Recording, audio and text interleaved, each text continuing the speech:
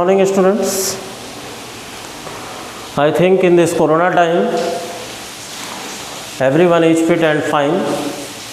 You have seen I have wear the mask. It is very compulsory in today's situation.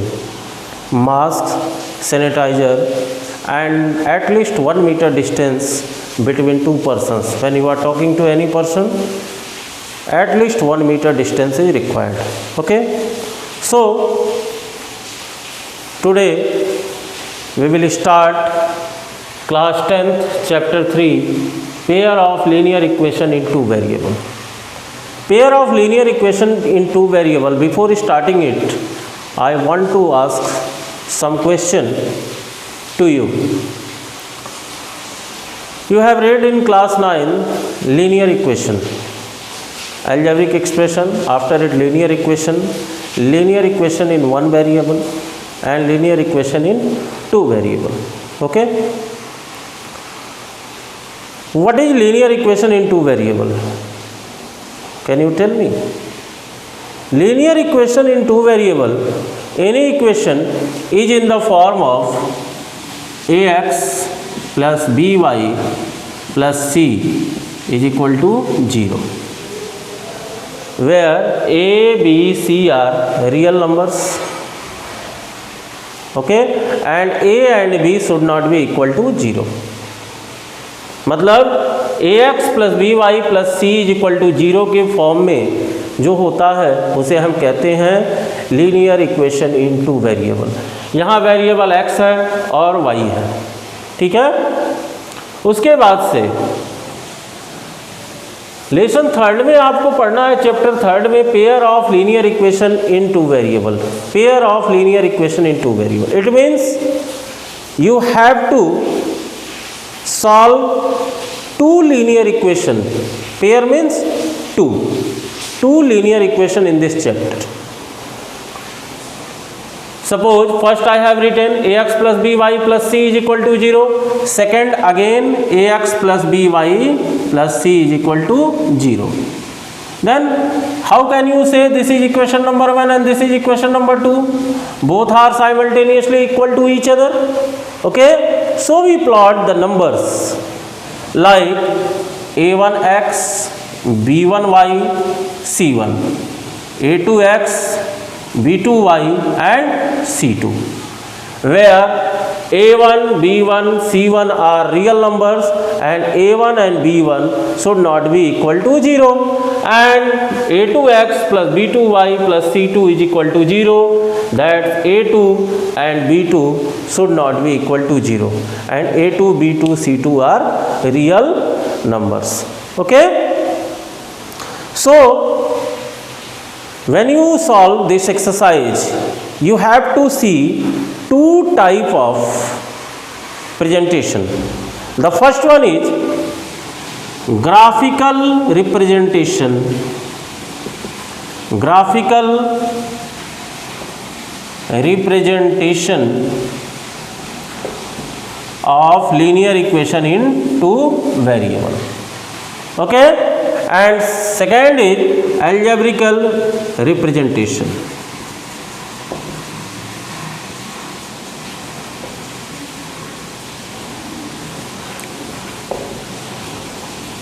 Okay? These two type of representation you have to study in your class. The first one is graphical representation and second one is algebraical representation. Okay? Now come to graphical representation. When you solve the questions by graphical representation, you will see two types of lines are there. You will see here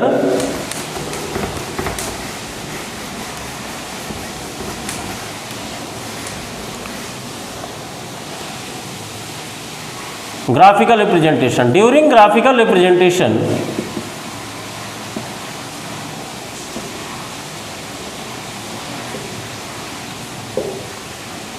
when you draw, can you tell me how many solutions does a linear pair of, how many solutions does a linear equation have linear equation in two variable. Recall in class 9 I have told you that linear equation in two variable have infinitely many solution. Suppose there was a question x plus 2y is equal to 0, तो क्या करते थे x equal to -2y। अब y की value हम एक एक late करते थे और x की वैल्यू क्या होती जाती थी, बदलती जाती थी। जैसे मान लो y की वैल्यू हमने 1 लेट किया तो x इक्वल टू क्या हो जाएगा -2 इंटू 1। y की वैल्यू 2 लेट किया तो x इक्वल टू क्या हो जाएगा -2 इंटू 2। y की वैल्यू 3 लेट किया तो x इक्वल टू क्या हो जाएगा -2 इंटू 3। इस तरह simultaneously we can solve and infinitely many solution we can obtain for x and y. But when you are study pair of linear equation in two variable, that case is different. Okay, it has three type of solution. It has three type of solution.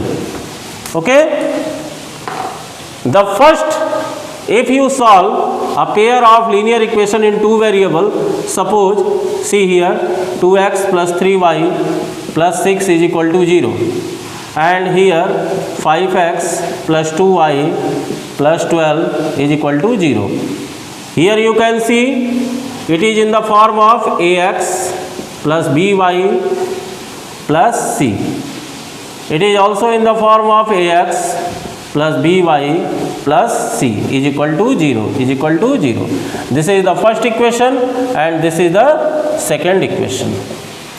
So this is a1, this is b1, as I have told you, this is c1, this is a2, this is b2 and this is c2.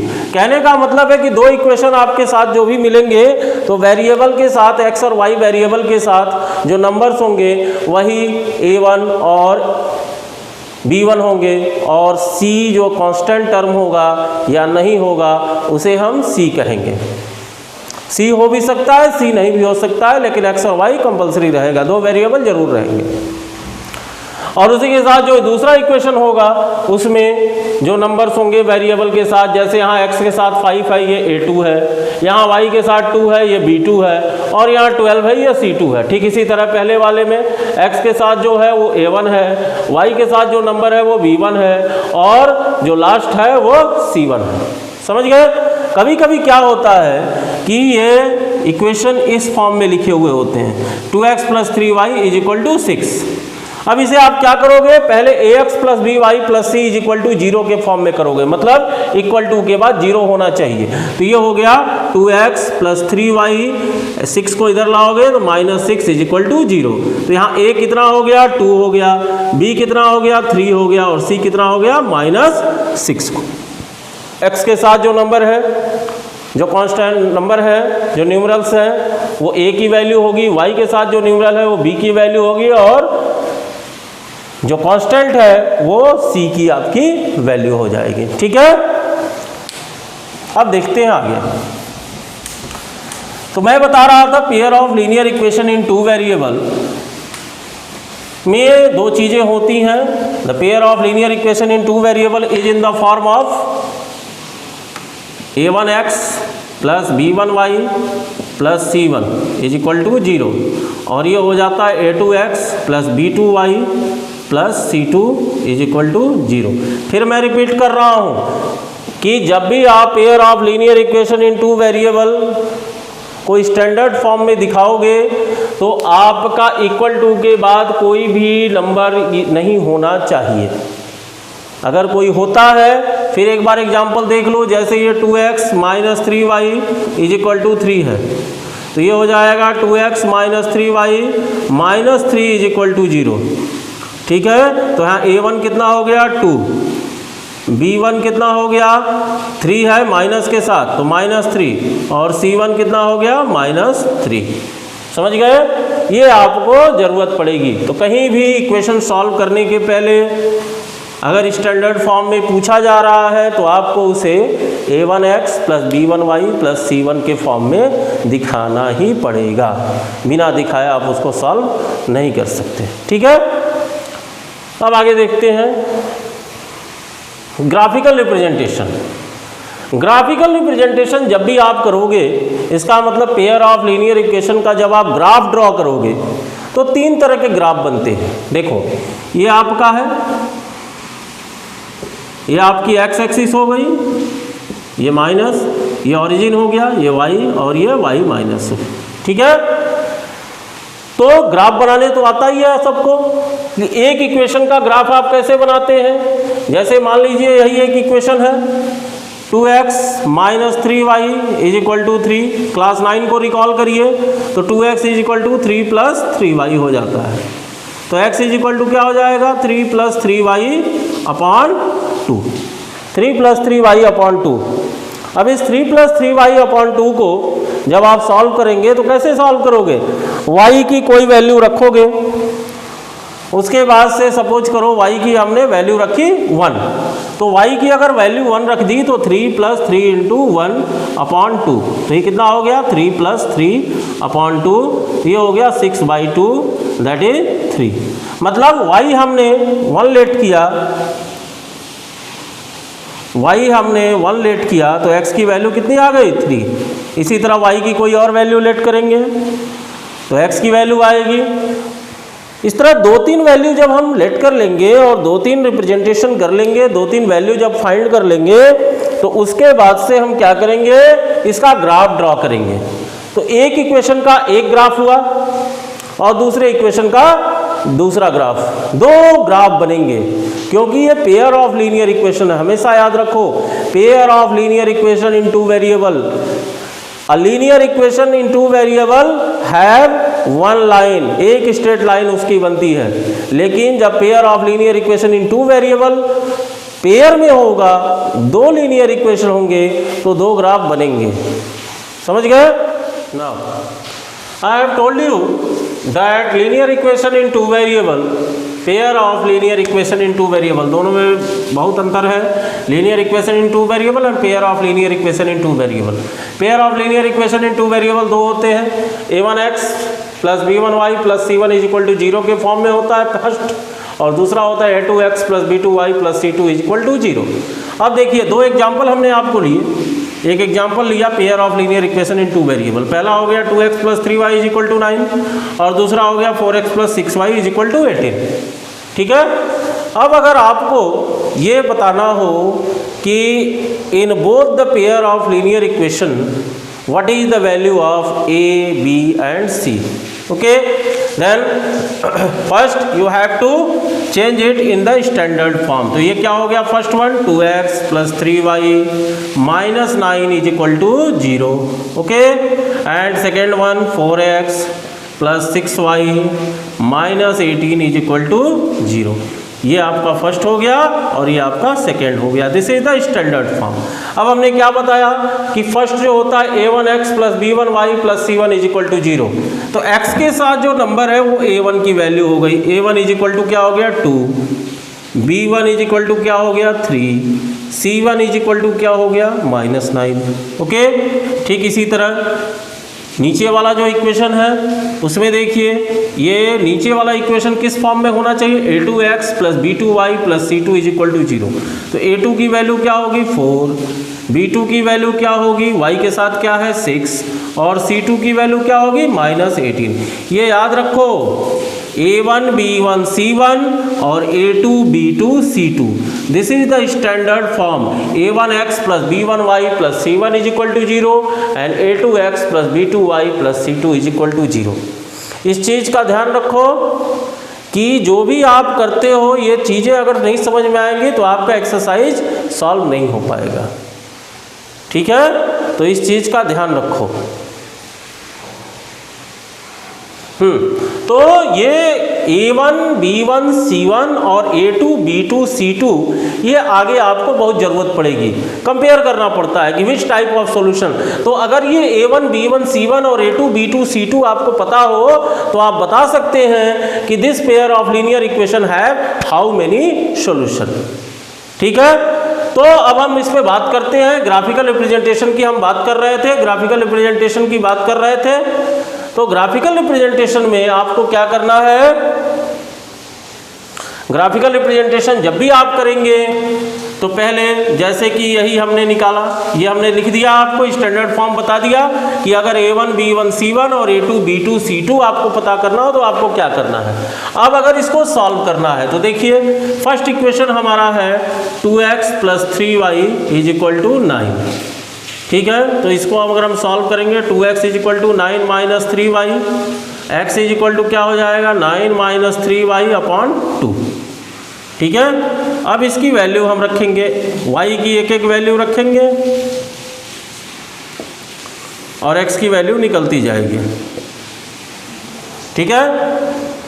तो y की value अगर हम 1 रखते हैं, y की value 1 रखते हैं तो 9 - 3 × 1, तो 9 - 3 × 1 3 हो गया, 9 - 3 6, 6 / 2 कितना हो जाएगा 3 हो जाएगा, ठीक है। फिर अगर आप इसको 2 रखते हो तो 2 रखते हो तो क्या हो जाएगा 2 3 = 6 और 9 में 6 गया 3 हो जाएगा, 3/2। तो अगर y की वैल्यू 2 रखोगे तो x = कितना हो जाएगा 1.5 हो जाएगा। y की वैल्यू 0 रखोगे तो 3 0 = 0, 9 - 0 9, 2 से डिवाइड करोगे 4.5 हो जाएगा, ठीक है। ये हो गया फर्स्ट इक्वेशन। अब एक इक्वेशन के लिए एक स्ट्रेट लाइन बनती है, एक ग्राफ बनता है, ये आपको पता है। पेयर ऑफ लीनियर इक्वेशन है, मतलब कि यहाँ 2 इक्वेशन है तो 2 ग्राफ बनेगा। तो जैसे ये हमने फर्स्ट का ग्राफ बनाया, अब ये हो गया 1 3, तो x3, तो x3 सपोज करो यहाँ 1 है, यहाँ 2 है, यहाँ 3 है, ये 4 है, ये 5 है, ठीक इसी तरह यहाँ -1 है, ये -2 है, -3, -4 और -5 है, ठीक इसी तरह ये ऊपर है 1 2 3 4 और 5 है, यहाँ नीचे है -1 -2 -3 -4 और -5, ठीक है। अब देखिए ठीक इसी तरह दूसरा इक्वेशन भी हम सॉल्व कर लेते हैं थोड़ा सा। 4x + 6y = 18 है, ठीक है। तो 4x = क्या हो जाएगा 18 - 6y, x = क्या हो जाएगा 18 - 6y/4, ठीक है। अब देखिए y की वैल्यू अगर आप 0 रखते हो, ध्यान दीजिएगा, ये आपका x और y हो गया। y की वैल्यू अगर 0 रखते हो 6 0 = 0, 18 - 0 18 हो गया। तो ये 4 से कैंसिल नहीं होगा, इसको छोड़ देते हैं, कुछ और वैल्यू लेते हैं। y की वैल्यू 1 रखते हैं तो 1 6 = 6, 18 - 6 क्या होगा 12, 12 4 से डिवाइड होगा 3 हो जाएगा, समझ गए। ठीक उसी तरह जो है 3 रखिए, y की वैल्यू अगर 3 रखोगे 3 6 = 18, 18 - 18 0 हो जाएगा, 4 से 0 को डिवाइड करोगे 0 होगा, ठीक है। -1 अगर रखते हैं तो -1, y की वैल्यू अगर -1 रखोगे तो 6 - 1, तो ये -6 - 1 + 6 हो जाएगा, 18 और 6 24, 4 से डिवाइड करोगे तो क्या हो जाएगा 6 हो जाएगा। तो ये y अगर -1 रखते हो तो ये जो है x 6 हो जाएगा। अब इसका रिप्रेजेंटेशन करते हैं। देखिए ये 2 इक्वेशन आपके थे, इसका 2 सॉल्यूशन हो गया और दोनों का हम ग्राफिकल रिप्रेजेंटेशन करेंगे। तो कैसे x y, ये देखिए पहला है 3, दूसरा है 1, x3 और ये 1, ठीक है। अब x 1.5 y 2, x 1.5 यहाँ बीच में आएगा, y जो है आपका 2 हो गया, यहाँ आ जाएगा। y x 4.5 तो 4.5 यहाँ होगा, y 0, तो ये लगभग ऐसे हो जाएगा। तो ये आपका ग्राफ जो है इस तरह बनेगा, ये एक स्ट्रेट लाइन बन जाएगी, समझ गए। तो ये फर्स्ट का हमने जब ड्रॉ किया तो ये इस तरह का एक स्ट्रेट लाइन बना। सेकेंड को जब हम ड्रॉ करेंगे तो ये भी जो है जैसे x3 y - y1 फिर x0 y3 ये यहाँ जाएगा और x6 y -1 ये यहाँ आएगा। तो आप देखोगे कि इसी लाइन के ऊपर एक लाइन बन रही है, ठीक है। तो इसे हम कहते हैं कोइंसिडेंट लाइन। दोनों लीनियर इक्वेशन की 2 स्ट्रेट लाइन बनी और दोनों एक दूसरे को ओवरलैप कर रही है, तो इस तरह की लाइन को हम क्या कहते हैं कोइंसिडेंट लाइन कहते हैं, समझ गए। तो 3 तरह के ग्राफिकल रिप्रेजेंटेशन बनते हैं। एक हमने आपको बता दिया कि एक जो है ये कोइंसिडेंट लाइन बनती है, ठीक है। दूसरी जो लाइन बनेगी वो आपकी कैसी बनेगी, देखिए अब कोइंसिडेंट लाइन अगर किसी ग्राफिकल रिप्रेजेंटेशन में बनता है तो इसका सीधा सा मतलब है कि जब उस ग्राफिकल रिप्रेजेंटेशन का आप अलजेब्रिक एक्सप्रेशन करेंगे, अलजेब्रिकली जब उसको सॉल्व करेंगे तो उसके बहुत सारे सॉल्यूशन होंगे। समझ गए?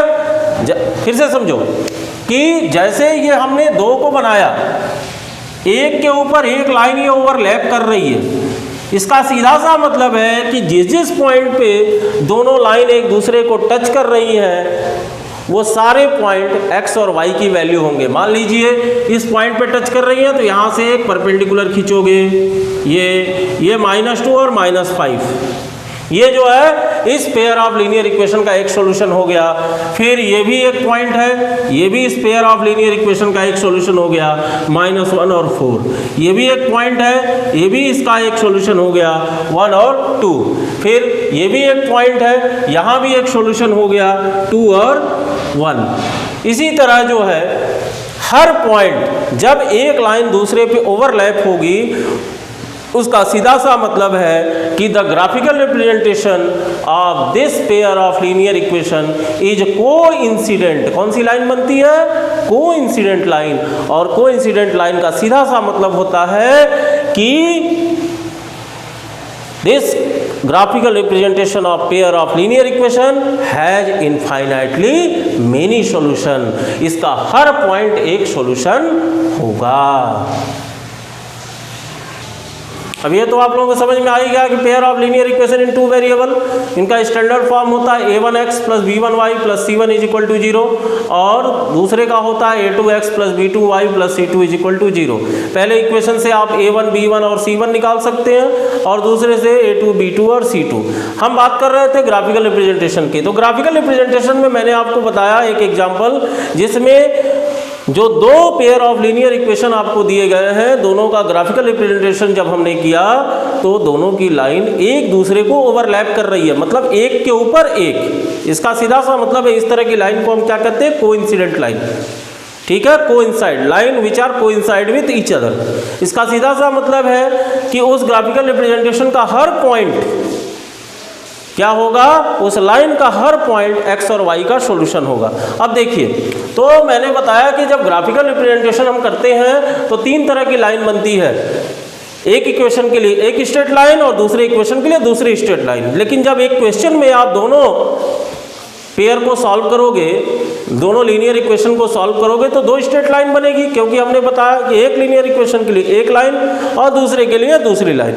ठीक है, तो तीन तरह के इसमें केस होते हैं। एक जो बनता है ये इंटरसेक्टिंग लाइन होती है। जैसे मान लीजिए ये जो लाइन बनी a1x + b1y + c1 = 0 की लाइन बनी, मतलब एक इक्वेशन है जो पहला इक्वेशन उसकी लाइन बनी, और ये बन गई a2x + b2y + c2 = 0 की लाइन बन गई। ठीक है, तो this type of line is known as intersecting line.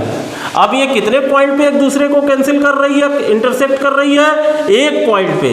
तो इसी पॉइंट से x पे जो परपेंडिकुलर होगा और y पे जो परपेंडिकुलर होगा वही x और y की वैल्यू होगी। जैसे मान लीजिए x यहाँ 1 है और y यहाँ 2 है, सपोज करिए, तो इसकी वैल्यू हो गई x = 1 और y = 2।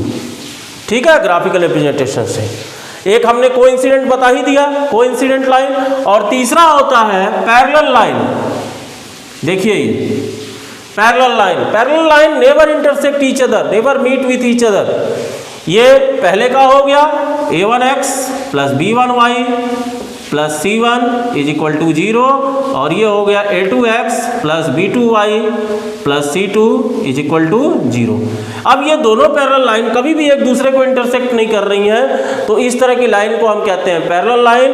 और इसके जो सॉल्यूशन होते हैं it doesn't have any type of solution. इस तरह के लीनियर इक्वेशन ग्राफिकल रिप्रेजेंटेशन को देख के हम ये कह सकते हैं कि this pair of linear equation have no any solution. और तीसरा एक केस हमने बताया, क्या बताया आपको, कि दो लाइन एक दूसरे को एक बिल्कुल ओवरलैप कर रही है। ओवरलैप मतलब इसका हर पॉइंट जो है एक सॉल्यूशन होगा। तो ग्राफिकल रिप्रेजेंटेशन तीन तरह के हो गए। ये हो गई आपकी इंटरसेक्टिंग लाइन,